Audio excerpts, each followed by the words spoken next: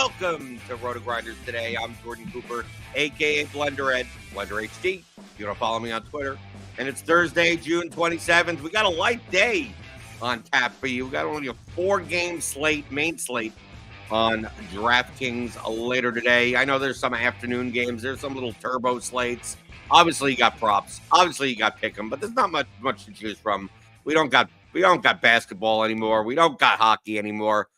But you still hit that thumbs up button on your way in the door. You know how much I like the thummy thumbs. Hit that like button. Hit that subscribe button. Hit that notification bell to always know when we go live. We got crunch time later today for this main slate. So tune in later on YouTube. Join with me on the Slow Thursdays. It's always Chief Justice Will Priester, proprietor of Chief's Prop Shop, in our Discord. You can join that, rotogrinders.com/Discord. And Chief, you were talking to me beforehand. The prop shop is always hopping, but sometimes, especially on these slow days, just because it's a day of the week doesn't mean that that you're looking at the prop board, that pick'em board. You're looking on Prize Picks. You're looking on Fliff. You're looking on Sleeper or wherever the. Sometimes the numbers are just. Sometimes there's just nothing there. Sometimes there's not much. So don't force it, right? Yeah, I mean, I didn't play a whole lot yesterday. Like I said, I think I played one card, and I think I put in another one for esports because they gave me a protected esports on Prize Picks. I put that in, just followed some stuff from my guy Watch Out in the prop shop. Shout out to Watch Out. But I think that was about it. I didn't really do anything. It was a weird slate yesterday. I didn't really like the props. And so I just didn't really play anything. And then it's kind of similar today. Now, I will tell you, I am overexposed to WNBA today, but that's because I feel like the numbers are really good. So if it doesn't work, no big deal. You know, I'll be right back tomorrow. But I've got way more WNBA in today than I do MLB. I do have, I think, a couple of props in for MLB, but, you know, nothing crazy. Do love Jack Flaherty today, which we'll talk about. I wrote him up on scores and odds at 17.5 pitching outs and over 6.5 strikeouts. But other than that, nothing too crazy. And I don't think you need to force it today. Once again, I do think we have a nice edge in WNBA. This is more of an MLB show. But I think there's some really good edges in WNBA today if you're willing to go that route. But if you want our WNBA projections, we got them here at RotoGrinders. So feel free to sign up for RotoGrinders Premium. Right, we're running a deal right now. First month, you get $40 off, and I mean, to me, with what I've seen, I haven't gotten on board the WNBA stuff, but people have been telling me I got to put that stuff in. Maybe I'll take a look today. Although this is past the time that I normally. I mean, I try to get that as early as possible. I know, but yeah, we started yesterday, Blender. We started yesterday. Actually, they had it up yesterday. Oh, I mean, I got to put more time into that because apparently they've been doing pretty well, especially with All-Star break coming up. You know, what am I going to do? MLB All-Star break. Well, we got a WNBA. Jack Man asks, anyone know why the sportsbooks got rid of batter strikeout props? Same reason why they got rid of stolen base props 2 years ago for a little bit. Yeah, when they're getting killed on the market, maybe they start taking it down. I was betting I wouldn't say a lot, but in volume on the hitter K props. Key thing being that you get them at like 3 p.m. rather than early, depending on the guys that you're taking. Like obviously, if you're taking guys like Judge and Soto, like their batting order ain't going to change. But I mean, sometimes you'll see that we project a guy to bat 6th and he ends up batting 8th. We project a guy batting 2nd, he ends up batting 9th. Like that'll completely, you know, you go from over to under, and you know. So I like waiting for more of the confirmed lineups. But typically, sports books, if they see that people are crushing a market, they're good. They're gonna take it down or look for a different third party that has better numbers. So that's a good sign. I mean, not a good sign if you've been crushing hitter props, but it's a good sign that you should have been crushing hitter props, that there are going to be categories like that where there are good edges. We also have James Barrett here. Ever since I've been watching you guys, my DFS game has gotten so much better. I actually won a smaller $600 some odd people single entry. Thanks, guys. Glad to That's hear that. fantastic. Glad to hear that. I mean, today, let's talk about today's slate. Today, big strategy focused slate because we only have 4 games on tap, right? We got 4 games on tap, limited options, right? I think the smaller slates are more game theory oriented rather than projection oriented. You know how bad of a slate it is when the Tigers are the ones with the highest team total. Okay, so not many great teams on the slate. Yeah. Looking at pitching, one pitcher stands clearly above everyone else, and that is Jack Flaherty against the Angels. He's the only one with the strikeout prop that was like 6.5 on this slate. Obviously, he has the ability to implode at times, but we're showing him in the at least in the bat projection, he's 70% owned. I know you just said before that you've got some Jack Flaherty stuff on Pick'em. Can you give me any reason other than ownership not to play Jack Flaherty today on the draft? No way. I mean, Blender, it's like sometimes you just have to. I think you're going to have to eat the chalk with Flaherty, and I know you mentioned sometimes he can implode. We really haven't seen that from him a lot this season. Blender, I mean, he sustained a 30+% K rate so far in the season. I think it's around 33. And some of these starts he's been pulled early. It's let's call it load management. Either he got hurt or they just wanted to make sure he's okay. But like he's been one of the best pitchers in baseball, and not just in cupcake matchups, Blender. That's one of the things I like to measure. That's like it's inside the data, but I just like to look at it myself. Like against the Houstons, against the Yankees. I'm saying teams that are really good. He's pitched well against really good teams. So Flaherty at 9,800, while the field is probably, like I said, looking at it's around 71%. This is probably the spot for me, Blender, where I get a little bit aggressive. I just hit the lock button. I cycle all the pitchers around him. Because, the projections suggest he's going to be the highest scoring pitcher. And just from a real-life perspective, he's got one of the highest K rates on the slate. And if he fails today, he just fails. But, yeah, I'm probably going to hit the lock button on Flaherty on a small slate and just let the chips fall where they may. Right. We could even take a look at his game log. I mean, the implosions that I'm even talking about really don't exist maybe since April. Yeah. 11 points against Tampa Bay. Obviously, the Oakland, but that was like the second start of the entire year. But, I mean, really, he didn't put up, 18, 21. I mean, these aren't scores you'd be disappointed with, especially on a 4-game slate when the pitching options are kind of bleak. So, and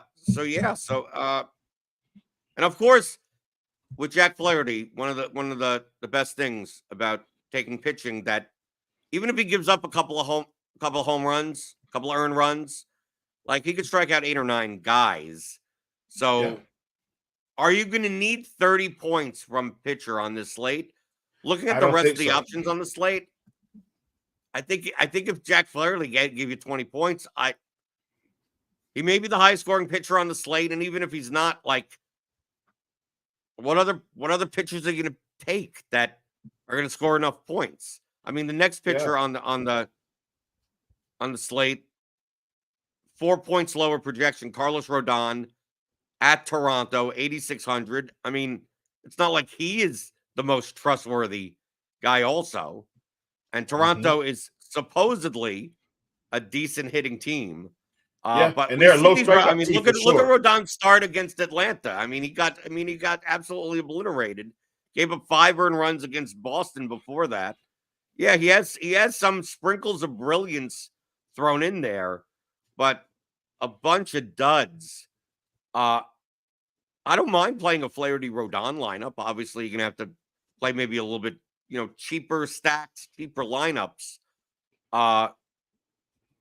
But Rodon is probably going to be the second highest owned pitcher. Nowhere near as owned as Flaherty. Yeah. But, truthfully, I think Flaherty probably should be more than twice as owned as Rodon on this slate. He should. He really should. like I said, Blender, once again, this is small slate theory for me, where I'm saying, hey, the field isn't going all the way, and my goal is to hammer the field, Blender. So I'm going to take every lineup with Jack Flaherty and let the field catch up to me because I'm thinking he's going to be the highest owned rather than trying to match the field. Because I don't feel like, so for instance, Blender, if Flaherty goes for 30 today, this is just hypothetical, obviously. If Flaherty goes for 30, there's no, if you've got him in every lineup, you've given yourself a shot to win. But if he goes for 30 and you're at 50%,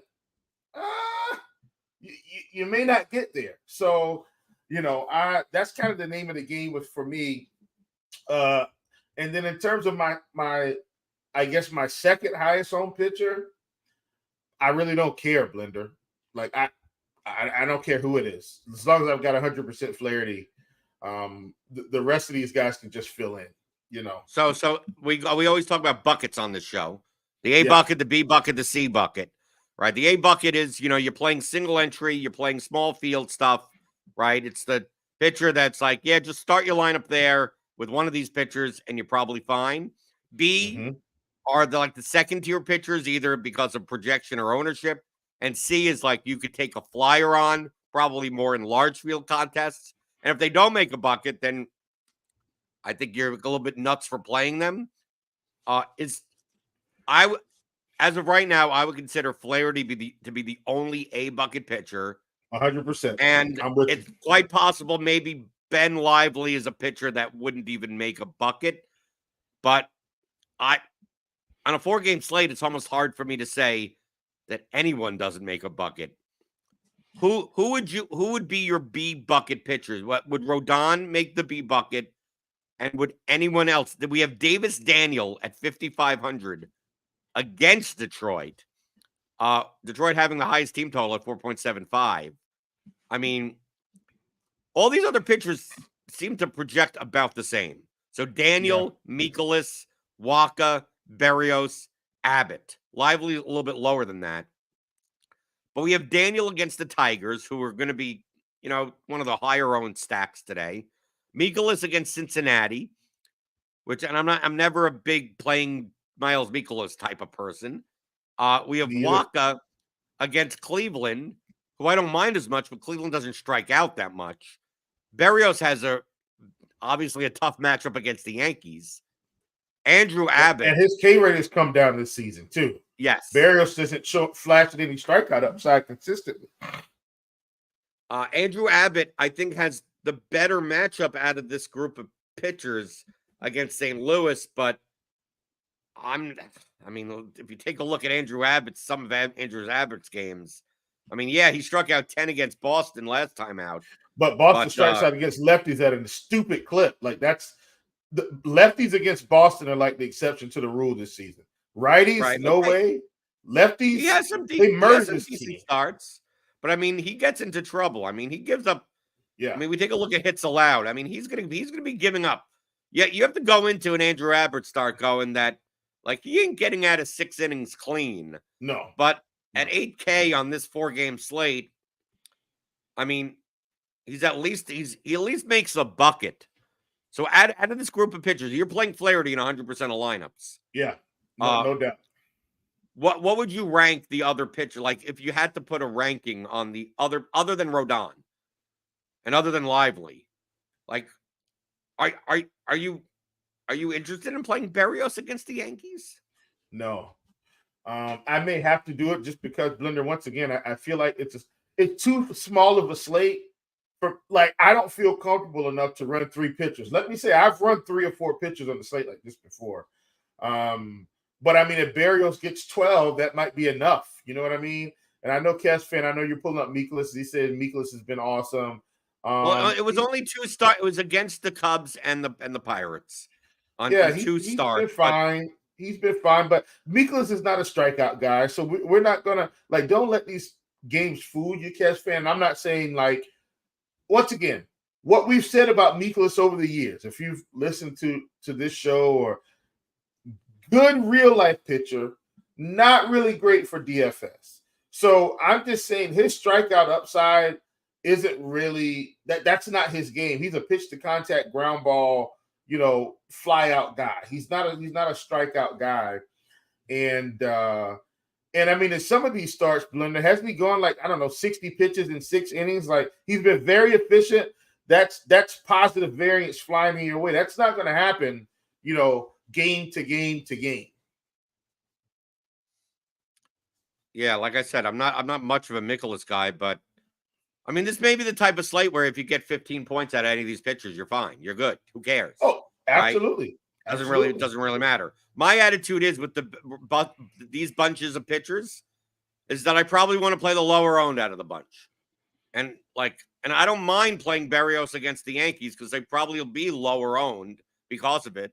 I don't mind playing Andrew Abbott against the Cardinals, right? But if you tell me Mikolas ends up being 35, 40% owned out of this bunch, I'll play Michael Walker at 15 because I just don't see that humongous of a difference between the rest of these pitchers. And it's not like they're priced other than Davis Daniel.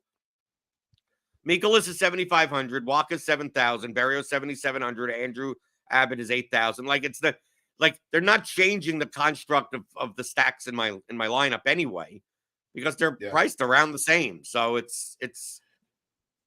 this is why Abbott is probably going to make my B bucket, and I might get over the field on Abbott and maybe a Berrios or something like that. Like Mikolas, I mean, the way it's looking right now, it looks like he's going to be everybody's going to view him as the next tier down, and I don't completely agree with that.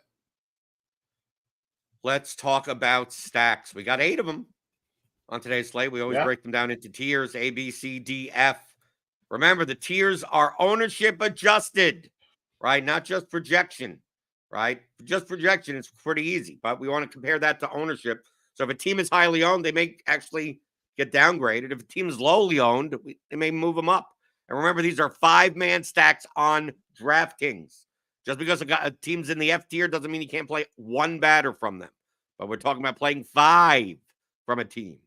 And of course, price is considered in this as well. So let's start with the highest projected team on the slate today, and that's the Kansas City Royals. Even though the Tigers have the highest implied team total on the slate, the Royals, I mean, they have a healthy one for the the standard of this slate. The Royals against Lively, obviously Bobby Witt at the shortstop position and a whole bunch of other people.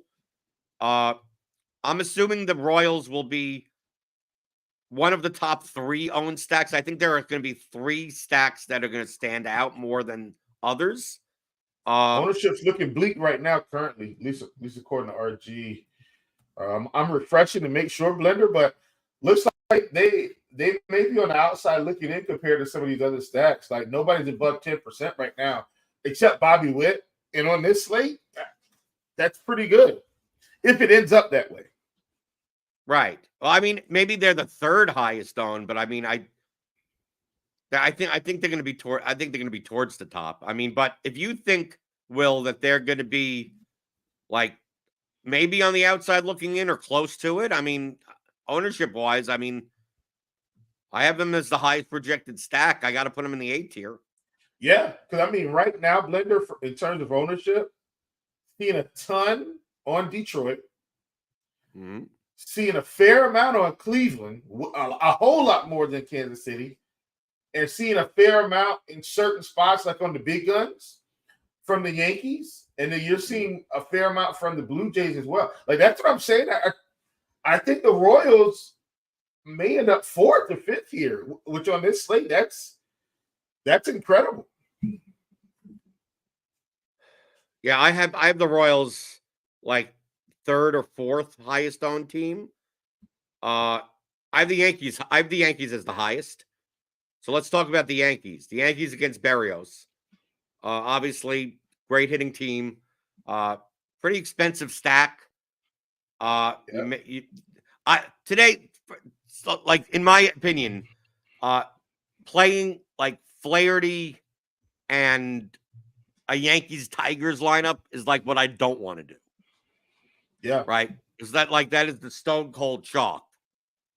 I think the Yankees guys will be a little overowned.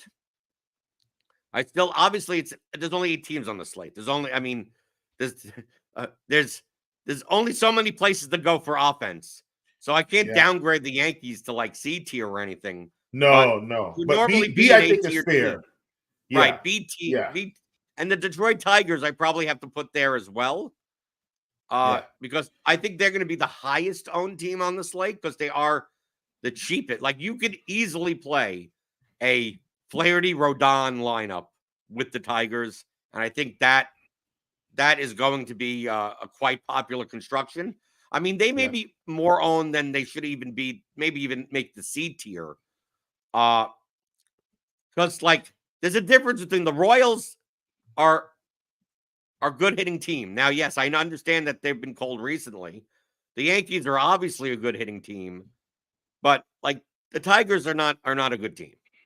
Like the Tigers Yeah. are just simply so when the And Tigers are chalked, it just feels like let other people get on board with that. It doesn't mean I don't play the Tigers, but maybe I have more interest in playing $5,500 Davis Daniel against them just so I could spend up and play like a full Yankee stack or a full yeah. Guardian stack or something like that. Yeah.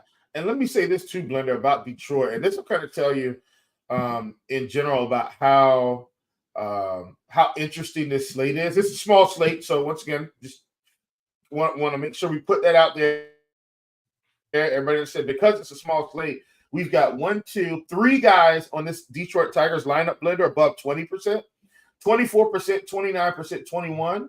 And then around 15 or more, we've got another 2. So Vierling projection-wise right now, 24%. Colt Keith, 29%. Riley Green, because he's 5,200, 18%. Mark Connor, 14%. Winfield Perez, 21%. And then even Zach McKinstry here in the 8 hole at 10% because he's cheap. Like that should tell you everything you need to know about this slate. When Detroit's getting guys in 15, 20, 30% ownership, that to me, that's a good pressure point. You can get some leverage by playing other teams and not getting to as much Detroit today, despite the prices. That's a good way to win this slate. Yeah, I'd rather play the Guardians than the Yes. Tigers today. The Guardians will be in the top half of ownership in the top 4, but I'd rather just play a better team than the Tigers. Yeah. I mean, just I'm not predisposed to playing chalk Tigers even on a small slate. That I'd rather play the Guardians. I'll put them in the B tier. I don't think, and there's no one that's going to be on the F tier. I'm not going to bury the lead. Just spoiler alert. There's no. Yeah. It's a 4-game Slate's slate. Too small. Yeah, Slate's too small for anyone to be off limits. Because once we even get down to the bottom, you'll see why that. The lowest projected team is still not an F tier team. So let's talk about that. Let's talk about the lowest projected team. You have the Angels against Jack Flaherty.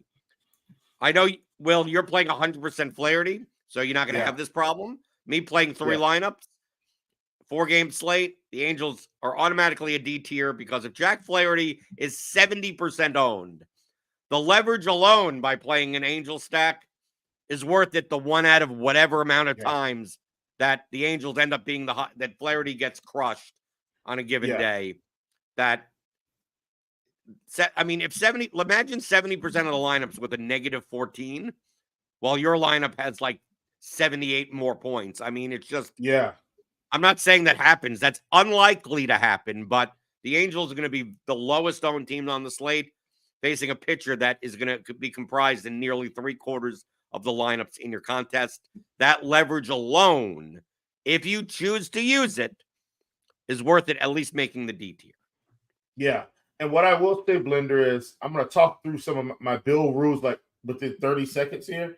But today is also a day where I'm going to play Flaherty, but I'm not going to fade the Angels. I'll have 1 or 2 Angels, that I use, or a couple Angels, and I'll just adjust my build rules and say, hey, no more than 2 bats against Flaherty. You get what I'm saying? And still, Flaherty could still score 25 and give up 2 home runs, as an example. And if I get those 2 home runs and I get the 25 from Flaherty, I'm still set. So I just want to make that clear on today. I would adjust. You shouldn't be adjusting your build rules a little to compensate for the small slate. We have two questions. Two people are asking about FanDuel with Wheeler instead of Flaherty. I mean, I'll give you my answer, then Will, you give your answer, because they probably like your answer and don't like mine.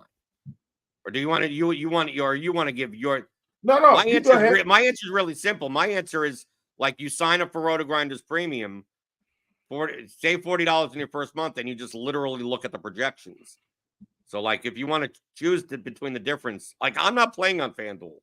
You know, I rarely do play on FanDuel, so I don't have that problem. But I mean, I would just go to, you know, I have absolutely no opinion about either pitcher because I don't watch the games at all. I just look at the numbers, and I would look at whichever number is higher. And I'm going to assume Flaherty has a better projection than Wheeler today.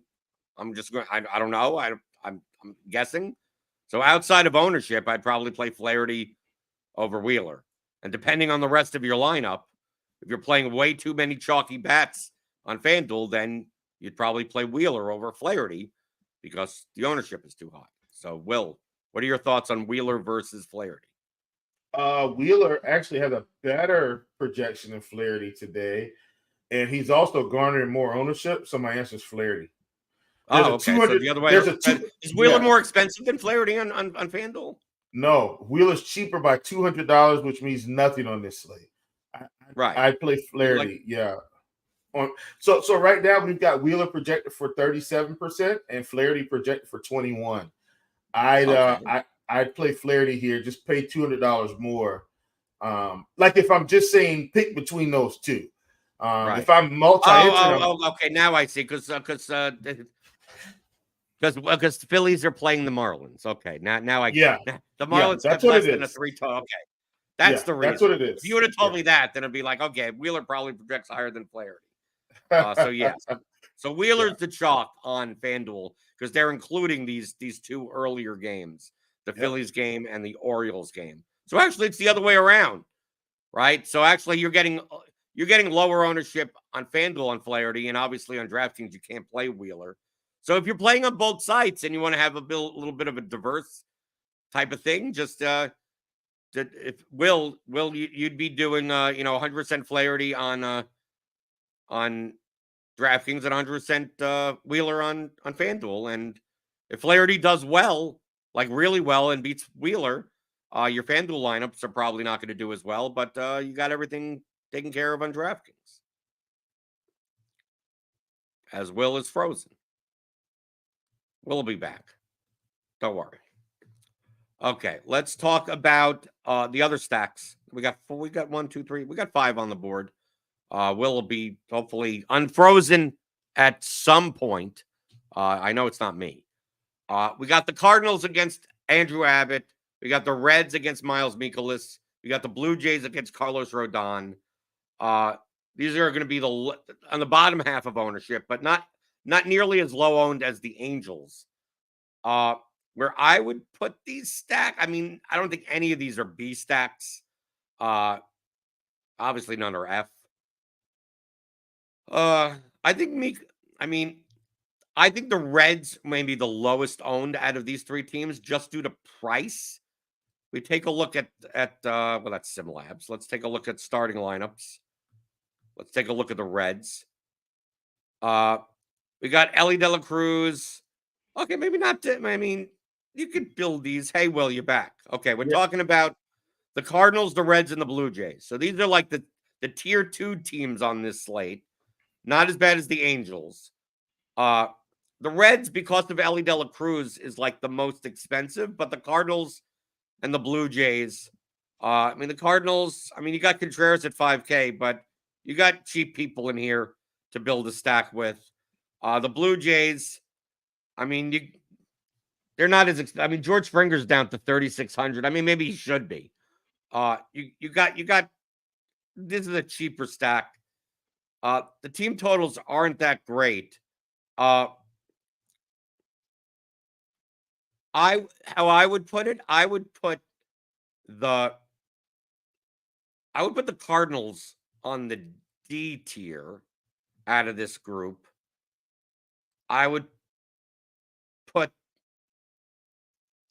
I'm looking just from a game theory standpoint when it comes to the pitchers. So I think Rodon is actually going to be Like between Abbott, Mikolas, and Rodon, I think Abbott is the lowest owned pitcher out of the bunch, which means Yeah. I almost want to play Abbott more than the Cardinals. And then the Reds and the Yeah, Blue I'm for Jays. sure playing Abbott more than the Cardinals. Like that was my Right. point earlier when I was like I might end up with more Abbott than anybody outside of this second group.